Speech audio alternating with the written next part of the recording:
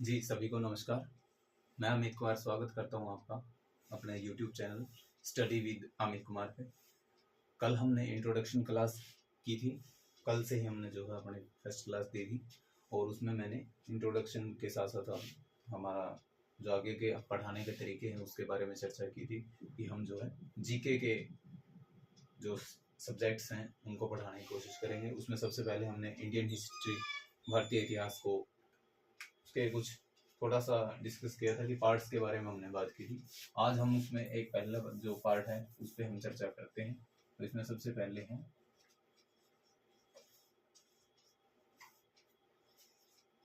प्राचीन Bharat, ancient India.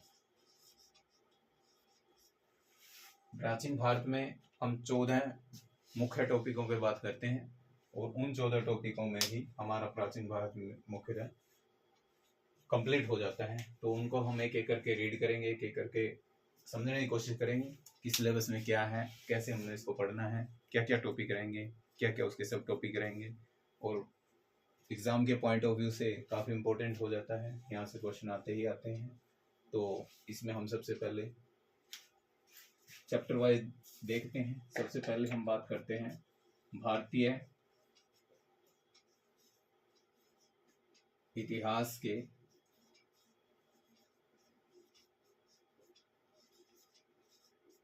स्रोत।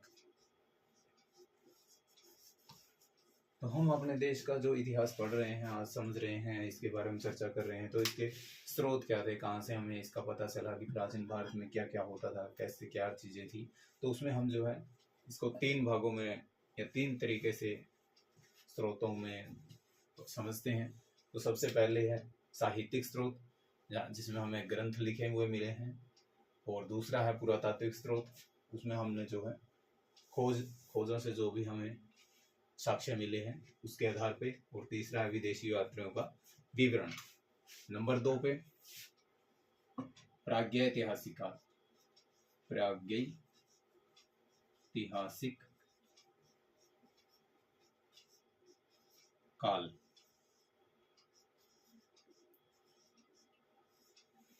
प्रागैतिहासिक काल को हम 3 फेज में पढ़ते हैं। सबसे पहले पूरा पाषाण काल, उसके बाद मध्य पाषाण काल और नंबर 3 पे है नवपाषाण काल। उसके बाद तीसरे नंबर पे अगर हम बात करें तो नंबर 3 पे हमारी सबसे फेमस है सिंधु घाटी सभ्यता।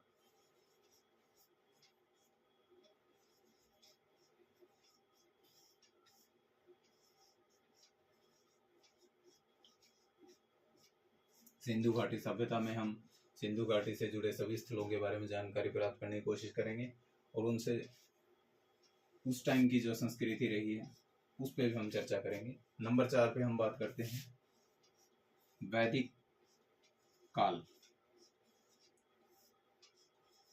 वैदिक काल को हम 2 फेज में पढ़ते हैं।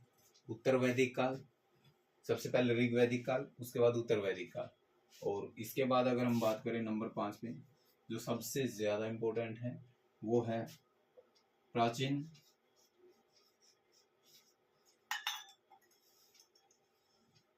भारत के धार्मिक आंदोलन। प्राचीन भारत के धार्मिक आंदोलन।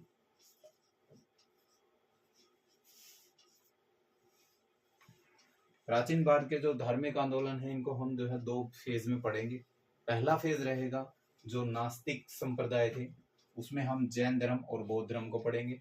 दूसरा जो फेज रहेगा उसमें हम पढ़ेंगे अन्य धार्मिक संप्रदाय, जिसमें हम भागवत धर्म पढ़ेंगे, शैव धर्म पढ़ेंगे और भारतीय दर्शन को पढ़ेंगे। नंबर 6 इसमें आता है 6ठी शताब्दी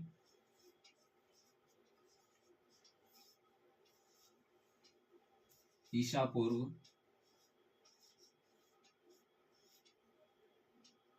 की राजनैतिक दशा।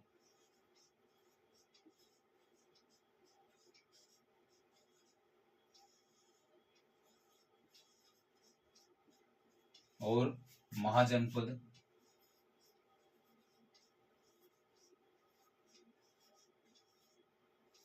एवं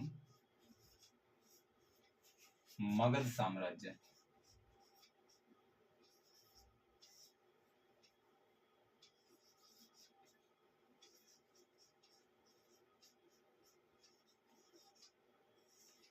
तो ये हम जो है 6ठी शताब्दी ईसा पूर्व की राजनीतिक दशा में पढ़ेंगे। महाजनपद, महाजनपदों का उदय, मगध साम्राज्य का उदय, और विदेशी आक्रमण इसमें हम पढ़ेंगे। ईरानी आक्रमण, यूनानी आक्रमण इसमें हुए हैं, उनको पढ़ेंगे। उसके बाद नंबर 7 पे अगर हम बात करें तो इसके बाद आता है आपका मौर्य कालीन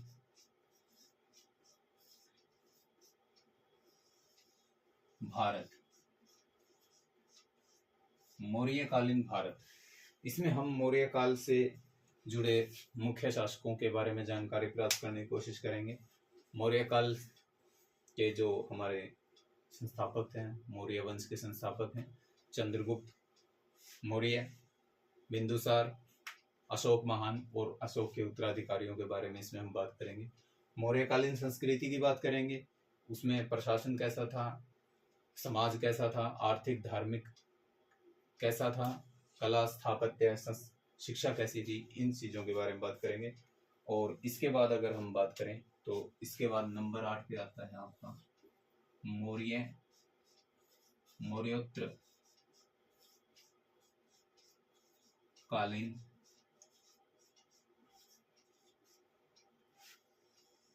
भारत। जो भारत मौर्य वंश ने अपना एकजुट किया था, अपना साम्राज्य को दक्षिण पूर्व उत्तर दक्षिण सभी दिशाओं में पहुंचा दिया था, उसको फैला दिया था, अपना साम्राज्य विस्तार किया था।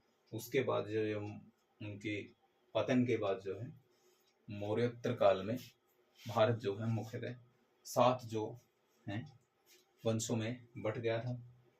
उनमें हम शुंग वंश पढ़ेंगे, सातवाहन वंश पढ़ेंगे, हिंदू यवन वंश पढ़ेंगे, और आपका कलिंग के चेदी वंश पढ़ेंगे, और इसके साथ साथ हम जो है शक वंश पढ़ेंगे, पल्लव वंश पढ़ेंगे और कुषाण वंश पढ़ेंगे। ये इसके अंदर आते हैं। आगे अगर हम बात करें तो आगे इससे आगे के एक बार मैं रफ कर रहा हूँ, उसके बाद लिखेंगे। तो अगला है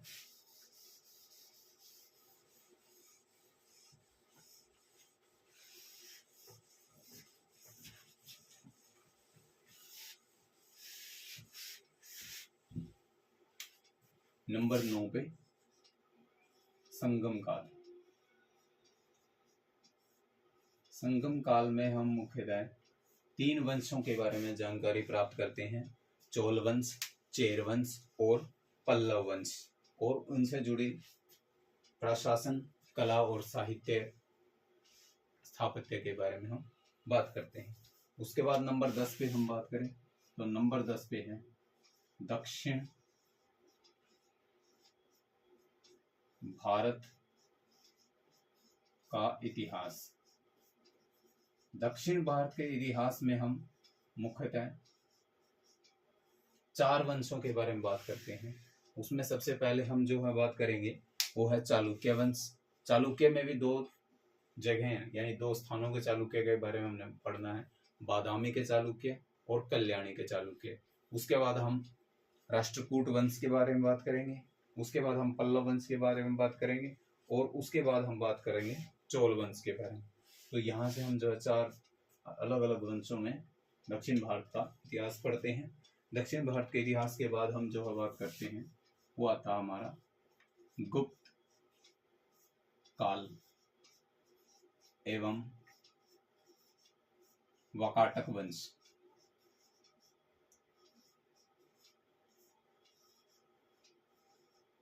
गुप्त काल एवं वाकाटक वंश। गुप्त काल में हम जो है गुप्त वंश के शासकों के बारे में बात करेंगे, श्री गुप्त, घटोत्कच गुप्त, चंद्रगुप्त प्रथम, समुद्रगुप्त, चंद्रगुप्त द्वितीय, कुमार गुप्त फर्स्ट और सकंद गुप्त। ये जो है गुप्त काल के जो मुख्य शासक हुए हैं उनके बारे में हम बात करेंगे, उनके प्रशासन के बारे में देखेंगे। और आगे इसके बाद वकाटक वंश की भी हम चर्चा करेंगे। और इसके बाद अगर हम बात करें तो गुप्तोत्तर काल आता है।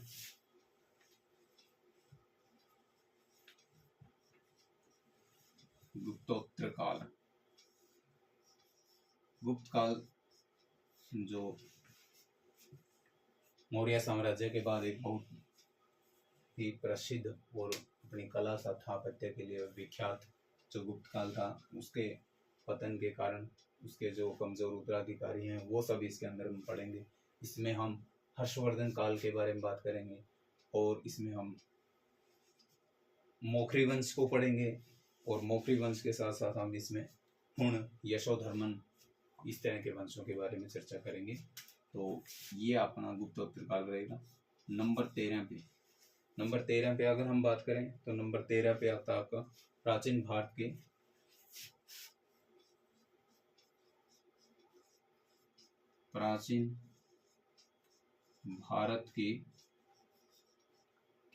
सीमावर्ती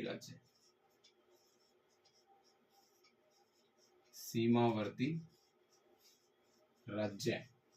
और प्राचीन भारत के सीमावर्ती राज्य में हम जो है पाल वंश और सैन वंश के बारे में बात करेंगे। इसके अलावा अन्य जो वंश हैं कश्मीर वंश, कामरूप वंश, यशोधर्मन वंश और त्रिकोणीय संघर्ष इसके अंदर पड़ेंगे।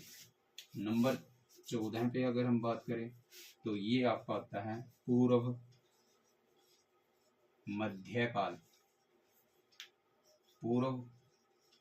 मध्यकाल, या इसे हम नाम दे सकते हैं क्या, राजपूत काल। तो ये जो लास्ट हमारा प्राचीन भारत का जो लास्ट फेज है, इसमें हम राजपूताना ताकत देखेंगे। सबसे पहले हम इसमें गुर्जर प्रतिहार वंश पढ़ेंगे। गुर्जर प्रतिहार वंश के बाद गढ़वाल वंश पढ़ेंगे, चौहान पढ़ेंगे, परमार पढ़ेंगे और इसी के साथ हम चंदेल वंश पढ़ेंगे, कलचुरी चेदी वंश पढ़ेंगे और साथ में चालुक्य या सोलंकी वंश इसके अंदर पढ़ेंगे।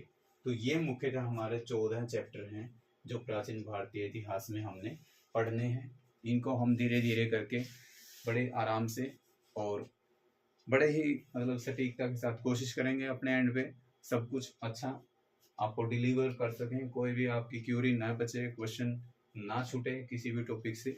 तो अभी ये नया है, मेरे लिए भी नया है, तो कोशिश कर रहे हैं कि अच्छा डिलीवर कर पाएँ।